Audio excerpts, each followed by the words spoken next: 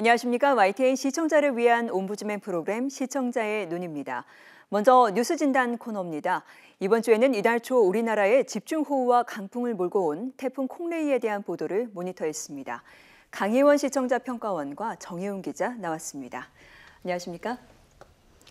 태풍 콩레이가 제주도와 남부지방, 동해안 등 여러 지역에 참 많은 피해를 남기고 떠났는데요. 강혜원 평가원은 관련 보도 어떻게 보셨습니까? YTN은 태풍이 지나가던 지난 주말 특보체제로 시시각각 뉴스를 전했는데요. 피해 지역 상황에 대해 충실한 정보를 전하는 모습이 인상적이었습니다. 보도 내용을 살펴보면 특히 태풍이 북상하던 지난 10월 5일 제주에 310mm의 비가 쏟아져 2007년 태풍 나리 이후 두 번째로 높은 1일 강수량을 기록했다고 하는데요. 먼저 이번 태풍 콩레이의 영향으로 얼마나 많은 피해를 입었는지 설명 부탁드립니다. 네, 25호 태풍 콩레이는 태풍 쏠릭에 이어서 올해 한반도에 상륙했던 두 번째 태풍입니다. 지난 6일 새벽 제주도 동쪽을 거쳐서 오전에 경남 통영 부근에 상륙을 했고 또 오후에는 포항 부근 동해로 진출했습니다. 5일 밤부터 6일 밤까지 전국이 태풍 영향권에 들었고요. 특히 태풍 중심에서 가장 가까운 제주도와 영남지방 그리고 영동지방에 비바람 피해가 집중됐습니다. 제주도에 가장 많은 720mm의 폭우가 쏟아졌고 전남 남해안과 영남, 영동지방에도 300mm 안팎의 큰 비가 왔습니다. 바람도 무척 강해서 제주 산간 지역에는 초속 50m가 넘는 폭풍이 관측됐고 남해안과 동해안에도 초속 30에서 40m의 강풍이 불었습니다. 이렇게 강한 위력을 지닌 채 태풍 콩레이가 한반도를 핥히고 지나가면서 피해도 속출했는데요. 우선 인명피해는 사망 2명, 실종 1명으로 집계됐습니다. 사망자는 경기 광주 지역에서 60대 남성과 경북 영덕 80대 남성 등 2명이고 실종은 경북 포항의 70대 남성 1명입니다.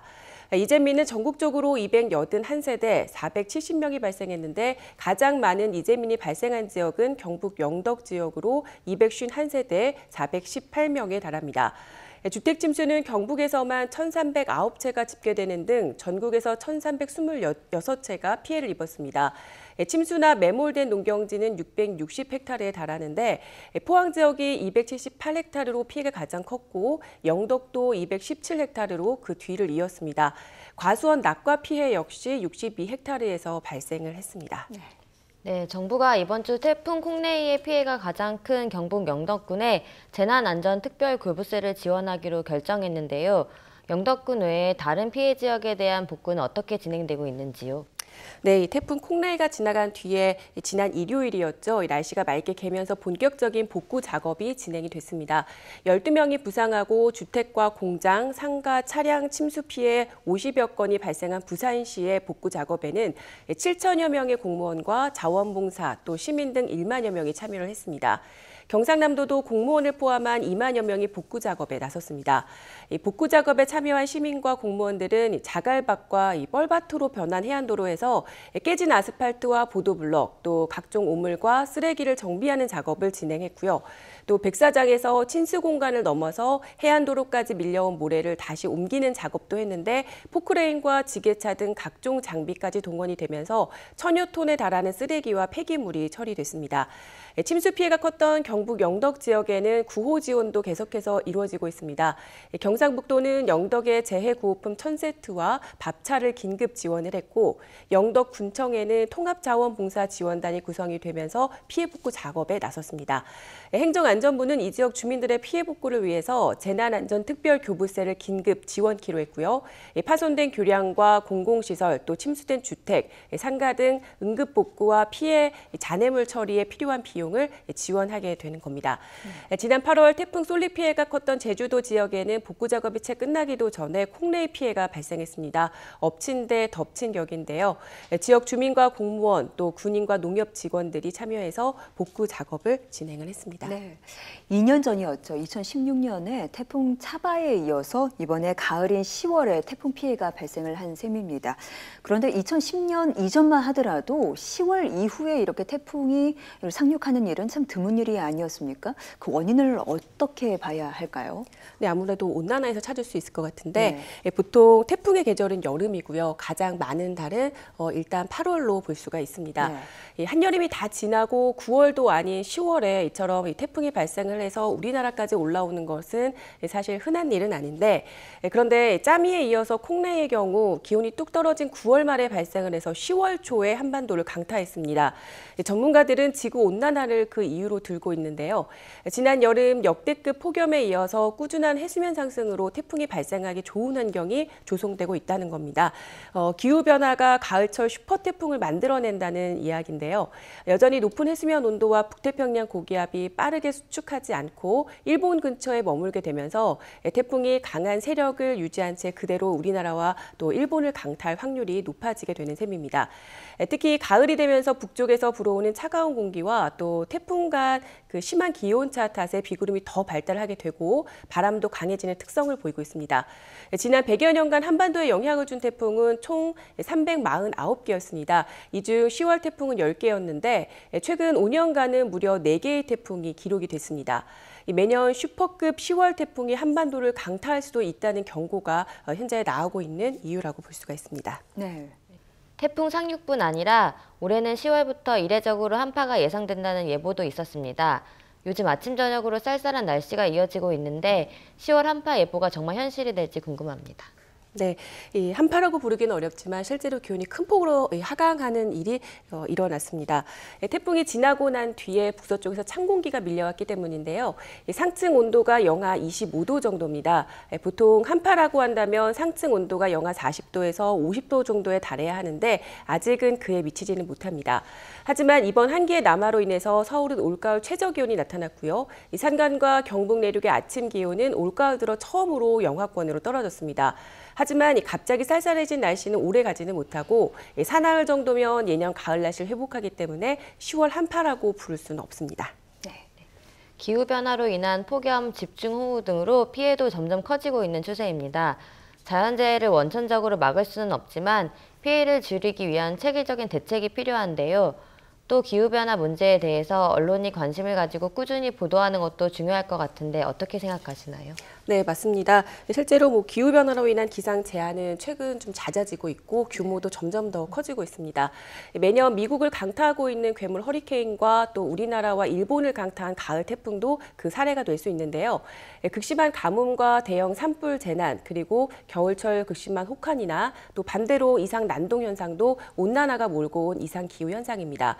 앞으로 온난화로 인한 이상 기후가 더 빈번해지고 또 심해질 것으로 우려되는 만큼 그에 대한 언론의 발빠른 보도가 그 어느 때보다도 중요하다고 생각합니다. 네, 지금까지 태풍 콩레이 관련 보도에 대해서 여러 가지 이야기를 나눠보고 또 자연재해 피해를 줄이기 위한 대책까지 들어봤습니다. 강혜원 시청자 평가원과 YTN 정혜윤 기자였습니다. 두 분 말씀 감사합니다.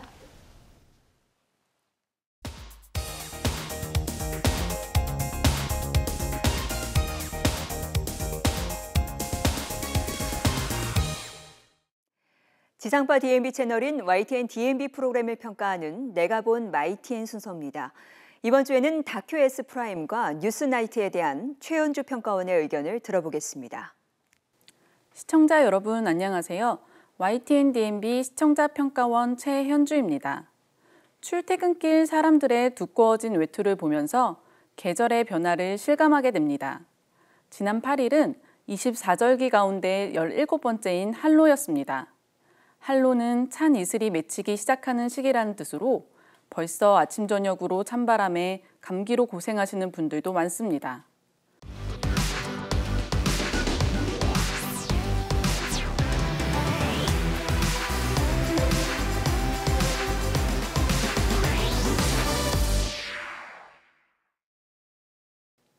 지난 다큐 S 프라임에서는 절기와 지구온난화로 인한 절기의 변화 등을 담았습니다. 흔히 입춘이나 입추 등 몇몇 절기를 제외하고는 정확한 절기의 의미를 모르고 지나치는 경우가 많습니다. 예로부터 절기는 우리 계절의 변화를 알려주는 역할을 해오고 있으며 과거에는 더욱 중요한 의미를 가졌다고 합니다. 과거와 현재 절기의 의미에 대해서 살펴봤습니다. 프로그램은 크게 절기의 과거와 절기의 현재 미래, 이렇게 두 부분으로 구성되어 있었습니다. 프로그램 전반부에서는 절기가 정확히 무엇이며 과거 우리 조상들에게 절기는 어떤 의미였는지 살펴봤습니다. 절기란 한 해를 24로 나눈 계절의 표준을 의미한다고 합니다. 과거 농경사회에서는 절기가 농사를 짓는 기준이 되는데 그 예로 청명을 봄농사를 준비하는 날로 삼았고 소만은 모내기를 시작하는 날, 망종은 종자를 심고 보리배기 하는 날로 정했을 정도로 절기는 농업사회에 중요한 역할을 해왔습니다. 따라서 절기가 사람들의 일상에 매우 중요한 부분이었다고 합니다. 프로그램에서는 24절기의 구성과 같이 이해하기 어려운 내용은 그래픽을 사용하여 이해를 도왔습니다. 또한 민속학이나 천문학 전문가들의 설명이 덧붙여져 절기의 과학적인 원리와 의미를 보다 풍성하게 담아내고 있었습니다. 이어서 제작진은 한국천문연구원을 찾아 조선시대의 절기를 계산하기 위해 사용된 규표의 모습을 보여줬습니다. 규표란 12시부터 13시의 해를 이용해 인간이 가장 먼저 만든 천문 관측 기기라고 합니다. 조선시대 세종대왕이 바로 이 규표를 통해 태양의 그림자를 측정하여 24절기를 계산했다고 합니다. 우리 조상들의 과학적 지식이 놀랍게 느껴졌으며 그동안 해시계 등의 발명품은 널리 알려진 데 반해 다소 잘 알려지지 않았던 규표를 소개해 매우 흥미롭게 다가왔습니다. 하지만 규표를 설명하는 과정에서 영상으로는 중국 관성대의 모습을 보여줬는데 이에 대한 설명은 프로그램 내내 찾을 수 없었습니다. 중국의 관성대가 천문 관측 기기라는 것을 짐작하기만 할 뿐 조선시대 규표와는 어떤 관계가 있는지 알 수 없었습니다. 이처럼 설명이나 자막도 없이 특정 대상이 영상에만 담겼을 경우 시청자들은 내용을 파악할 수 없으며 혼란을 느낄 수 있습니다. 이에 대한 제작진들의 세심한 편집과 배려가 필요한 부분입니다. 프로그램 후반에서는 절기의 현 위치와 미래를 짚어봤습니다. 최근 들어서 절기와 계절이 맞지 않는다고 느껴질 때가 많습니다. 바로 이것이 지구온난화로 인한 기후변화 때문이라고 합니다. 이에 대해 프로그램에서는 절기에 따른 과거 평균 기온과 최근 평균 기온의 변화를 그래프로 보여줬습니다. 과거보다 최근 평균 기온이 최대 3.3도 상승했음을 확인할 수 있었습니다. 하지만 이때 프로그램에서 최근 평균 기온의 연도 표기가 과거와 똑같이 1919년부터 1948년으로 잘못 기록되어 있었습니다. 따라서 이 그래프에서 보여주는 최근 평균 기온이 언제인지 파악할 수 없었습니다. 데이터는 프로그램 내용에 대한 시청자들의 신뢰에 영향을 주는 요소이기 때문에 이러한 실수는 없어야 할 것입니다. 이어서 지구온난화가 가져온 농업의 변화에 대해 전했습니다. 절기가 농업과 밀접한 관계를 맺고 있듯이 기온의 변화에 가장 많은 영향을 받는 부분도 역시 농업이라고 합니다. 특히 우리나라의 벼의 재배 환경이 지구온난화로 인해 변화하고 있다고 합니다. 기상청에서 예측한 기후변화 시나리오에 따르면 지금과 같은 벼 재배 품종과 재배법을 유지했을 때 2090년대에는 쌀 생산성이 약 40%가량 줄어들 것으로 예상했습니다. 또한 우리나라는 기후변화가 빠르게 나타나는 국가 중 하나이며 2100년도에는 지금보다 5.7도씩 기온이 상승할 것이라고 전해 지구온난화의 심각성을 느낄 수 있었습니다. 이번 다큐 S 프라임은 절기라는 주제 아래 우리나라의 사계절의 모습을 담아내 다채롭고 아름다운 영상미를 느낄 수 있었습니다. 하지만 프로그램 후반에는 절기와 기후의 변화를 다뤘다기보다는 지구온난화로 인한 농작물의 피해와 이에 대한 연구를 주로 담아냈습니다. 따라서 주제와 내용의 적합도가 조금은 떨어지는 것 같아 아쉬움이 남기도 했습니다.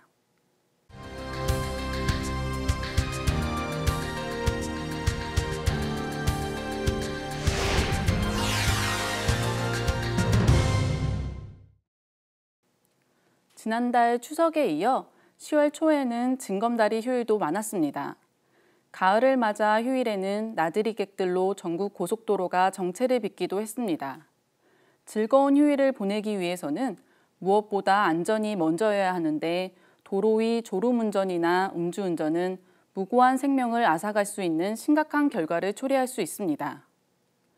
이 중에서도 최근 도로 위의 살인행위라고 부르는 음주운전에 대한 처벌을 보다 강화해야 한다는 여론의 움직임이 활발해지고 있는 가운데 이에 대한 YTN의 취재가 있었습니다.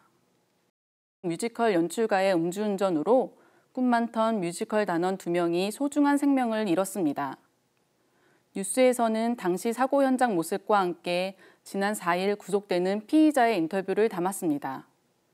한순간의 음주운전이 얼마나 참혹한 결과를 가져올 수 있는지 잘 보여주고 있었습니다.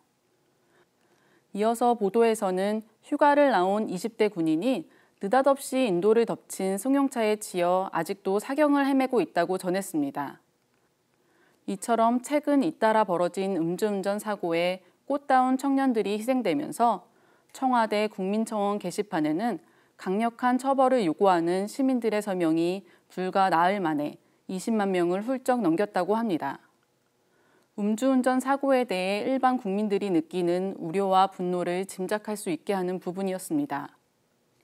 또한 보도를 통해 지난해 우리나라 음주운전 사고가 2만여 건에 달하며 이로 인한 사망자는 439명으로 하루에 1.2명꼴로 음주운전으로 인한 사건이 얼마나 심각한 결과를 초래할 수 있는지 보여주는 통계였습니다. 하지만 이 중 구속된 사람은 고작 571명으로 전체 사범의 0.3%에 불과하다고 합니다. 음주운전에 대한 처벌이 국민의 인식보다 매우 낮은 수준임을 파악할 수 있었습니다.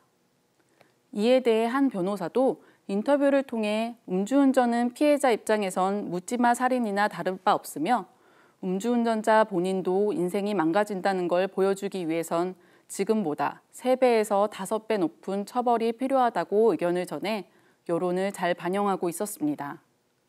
또한 해의 경우 음주운전 재범자의 면허를 취소하거나 사망사고를 내면 살인죄까지 적용하는 등 매우 무거운 범죄로 여기고 있다고 전했습니다. 이때 우리나라와 해외 법률을 비교해서 보여줬더라면 우리나라 처벌의 수준을 더욱 쉽게 파악할 수 있을 것 같아 아쉬움이 남았습니다. 이번 음주운전 처벌 강화에 대한 여론은 일시적인 것이 아니라 크고 작은 음주운전 사건들이 발생할 때마다 반복되는 이슈입니다. 이번 YTN의 보도를 계기로 처벌 강화에 대한 정부의 움직임이 더욱 발빠르게 진행되기를 바랍니다.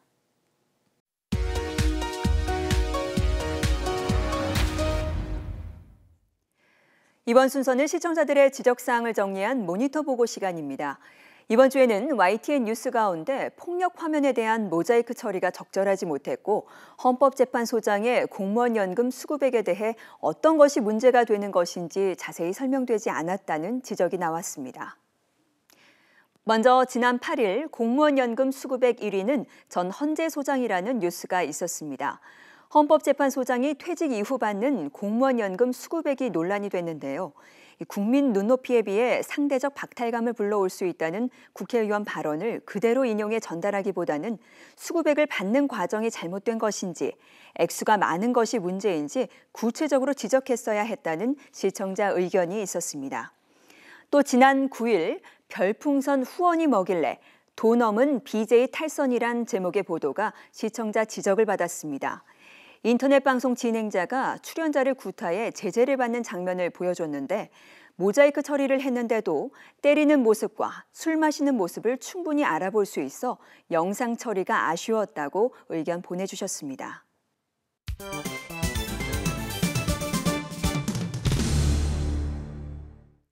언론 전문가로부터 우리 언론의 문제점과 발전 방향 등을 들어보는 매체 비평 시간입니다. 오늘은 정대철 한양대 명예교수 나오셨습니다. 안녕하십니까? 네, 안녕하세요. 네, 오늘은 생활경제 보도에 대한 문제점에 대해서 정대철 교수에게 들어보겠습니다. 요즘 들어서 민생 문제에 대한 단어가 뉴스를 통해서 부쩍 늘어나고 있습니다. 그만큼 민생 문제가 심각해지고 있다는 이유가 될 것입니다.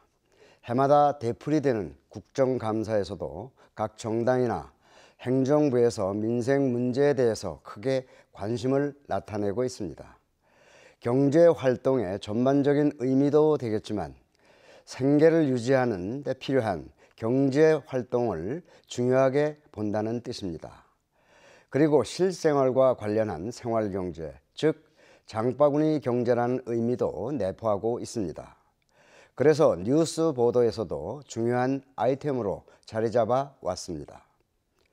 거시적인 경제 활동에는 큰 뉴스로 다루어졌지만 생활 경제와 관련한 보도는 작은 뉴스로 다루어지는 것이 보편화된 관행이었습니다. 소비자 입장에서는 먼 거리에 있는 뉴스보다는 가까운 거리의 뉴스를 바라고 있다는 점입니다. 일반적으로 사건, 사고를 제외한 대부분의 뉴스는 우리들의 실생활과 떨어진 먼 거리에 있는 대상을 추종해 왔습니다. 이른바 상류층이나 결정자라는 일반 사람들과는 다른 계층이 대상에 초점이 되었습니다. 그러다 보니 생활 경제에 타격을 주는 인상 문제를 적극적으로 보도하지 못했다는 불평을 받게 되는 것입니다. 공공요금의 인상, 물가 인상, 각종 세금 인상, 심지어는 범칙금까지 인상하는 폭등의 시대를 만들도록 묵인하고 외면한 결과가 되었습니다. 행정부의 명분이나 자연재해로 인한 원인들도 반복되는 이유일 뿐입니다. 문제 해결의 적극성보다는 처벌에 치중한 안일한 방식이 되풀이되면서 경제적 제재에만 주안을 두고 이를 반복하는 뉴스 보도도 자주 보아왔습니다. 과거부터 오늘에 이르기까지 오랫동안 모든 것을 경제적 제약으로 해결하는 방식에 대해서도 뉴스 보도는 문제를 제기하는 데 실패했다는 지적을 받을 만합니다. 민생이나 생활 경제를 염려하는 또 다른 소리는 이율배반적인 악순환의 연결고리에 지나지 않는다는 볼멘 소리에도 우리는 귀를 기울여야 합니다. 언론의 주 기능인 감시와 견제의 역할에 대해 의문을 던지는 이유가 될 것입니다. 각종 인상 문제가 민생 문제라면 뉴스 보도에서도 시각을 수정해야 할 것입니다.